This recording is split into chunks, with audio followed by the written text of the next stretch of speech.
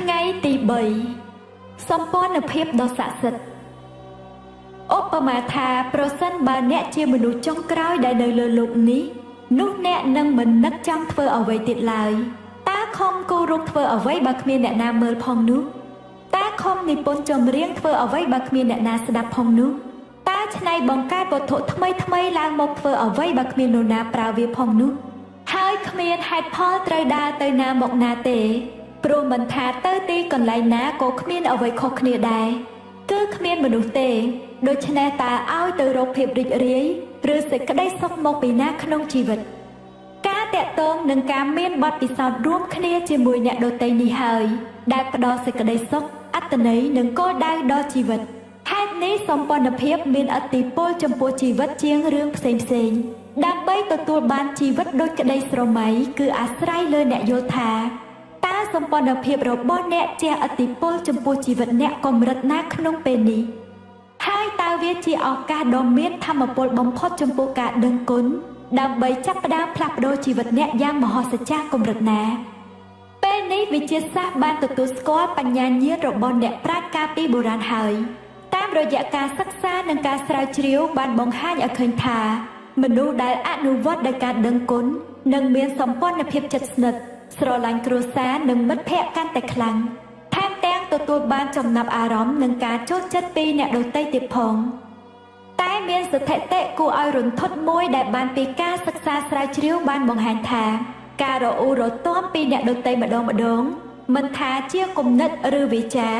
ត្រូវតែមាន10រឿងល្អដើម្បីឲ្យសម្ព័ន្ធភាពដោះលូតលាស់ល្អបើការរអ៊ូរទាំទាំងអស់មានរឿងល្អតិចជាង10សម្ព័ន្ធភាពនឹងអាក្រក់ដូចជាជីវិតអាពាហ៍ពិពាហ៍វាទំនោរជានឹងចាប់ដោយការលែងលះគ្នាការដឹងគុណនឹងធ្វើឲ្យសម្ព័ន្ធភាពរីកលូតលាស់នៅពេលអ្នកបង្កើនការដឹងគុណនឹងសម្ព័ន្ធភាពណាមួយ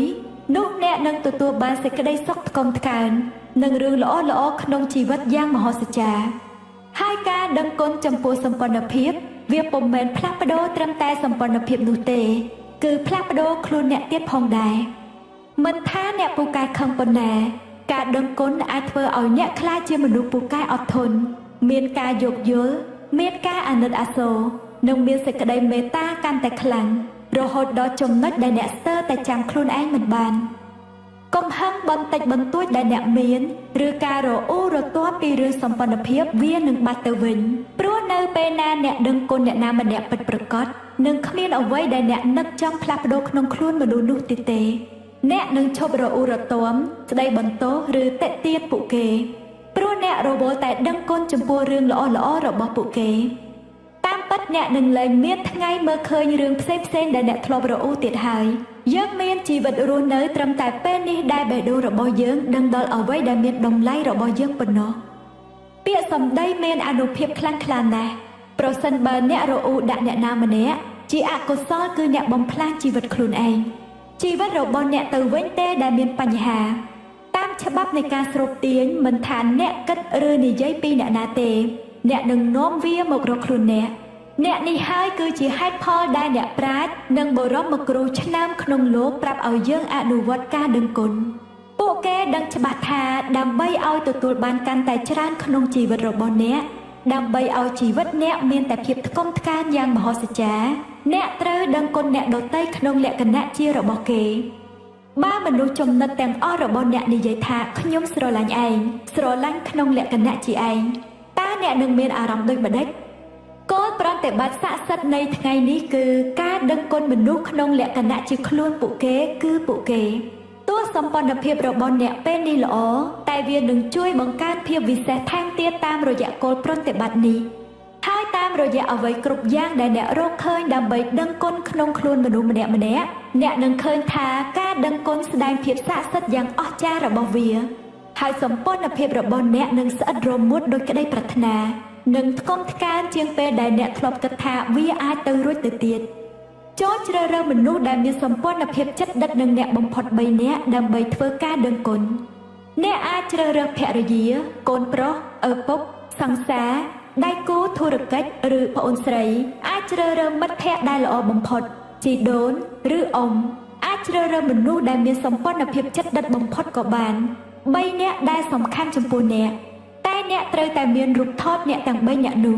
រូបថតអាចជារូបថតរបស់គេតែម្នាក់ឯងឬរូបថតជាមួយអ្នកក៏បានពេលជ្រើសរើសមនុស្សដែលមានសម្ព័ន្ធភាពជិតដិតនឹងអ្នកចំនួន3នាក់និងរូបថតរបស់ពួកគេបានហើយចូលចាប់ផ្ដើមអនុវត្តភាពស័ក្តិសិទ្ធិតទៅទៀតអង្គុយចុះហើយគិតដល់រឿងផ្សេងដែលអ្នកដឹងគុណចំពោះពួកគេម្នាក់ខ្លាំងបំផុត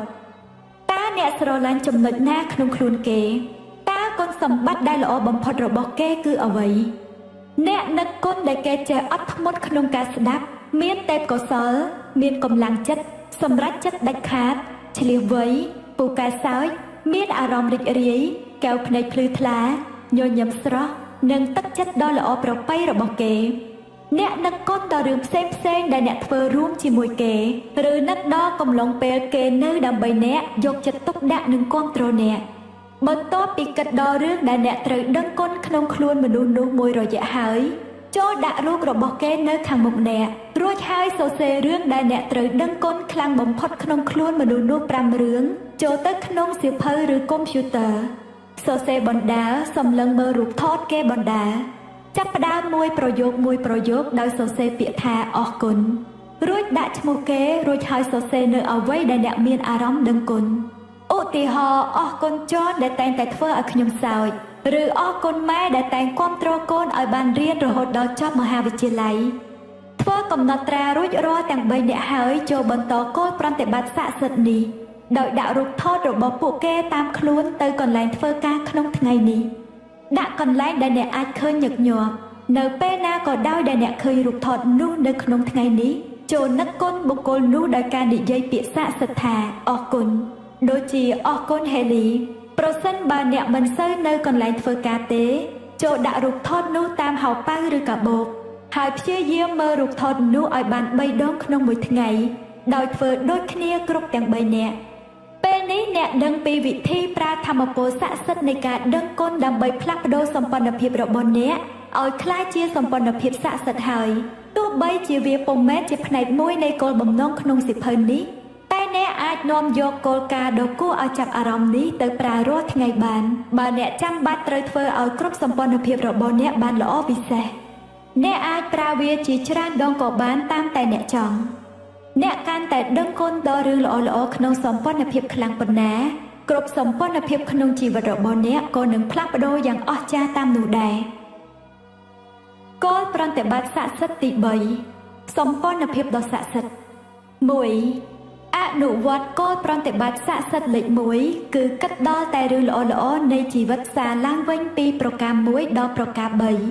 ដោយកត់ត្រារឿងល្អៗទាំង10យ៉ាងរួចសរសេរហេតុផលដែលអ្នកត្រូវដឹងគុណ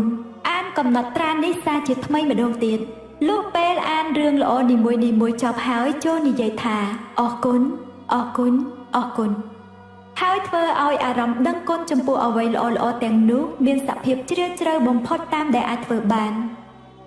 2ជ្រើសរើសមនុស្សដែលចិត្តដិតបំផុត3នាក់និងរករូបថតរបស់ពួកគេឲ្យបាន3ដាក់រូបថតនៅពីមុខរួចសរសេរពីអ្វីដែលអ្នកត្រូវដឹងគុណខ្លាំងបំផុតចំពោះបុគ្គលនោះឲ្យបាន5ចំណុចចូលទៅក្នុងសៀវភៅឬកុំព្យូទ័រ4ចូលចាប់ផ្ដើមមួយប្រយោគដោយពាក្យស័ក្តិសិទ្ធិគឺអរគុណរួចថែមដោយឈ្មោះបុគ្គលនោះនិងអ្វីដែលអ្នកដឹងគុណខ្លាំងជាងគេ5ដាក់រូបថតទាំង3តាមខ្លួនអ្នកក្នុងថ្ងៃនេះឬដាក់នៅទីកន្លែងដែលអ្នកបានមើលឃើញញឹកញាប់ត្រូវឆ្លៀតពេលមើលរូបទាំងនោះយ៉ាងតិចឲ្យបាន3ដងក្នុងមួយថ្ងៃនិយាយអរគុណនឹងរូបថតរបស់គេដូចជាអរគុណហេលីជាដើម6មុនចូលដេកយប់នេះចូលក្តាប់ថ្មស័ក្តិសិទ្ធិក្នុងដៃម្ខាងរួចនិយាយពាក្យស័ក្តិសិទ្ធិថាអរគុណសម្រាប់រឿងល្អបំផុតដែលកើតឡើងក្នុងថ្ងៃនេះ